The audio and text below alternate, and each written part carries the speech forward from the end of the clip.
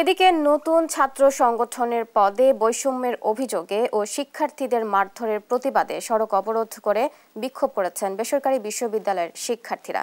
বুধবার রাত 10:45টার দিকে রাজধানীর বাংলা মোটর এলাকায় রূপায়ণ 4-এর সামনের সড়কটি অবরোধ করেন তারা। পরে রাত 11টার দিকে আজ রাজধানীর 4টি পয়েন্ট অবরোধের ঘোষণা দিয়ে সড়কটি ছেড়ে দেন তারা।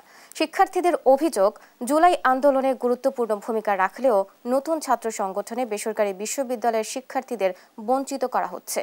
একই সঙ্গে ঢাকা বিশ্ববিদ্যালয়ের এলাকায় বুধবার সন্ধ্যায় তাদেরকে অন্যায়ভাবে মারধর করা হয়।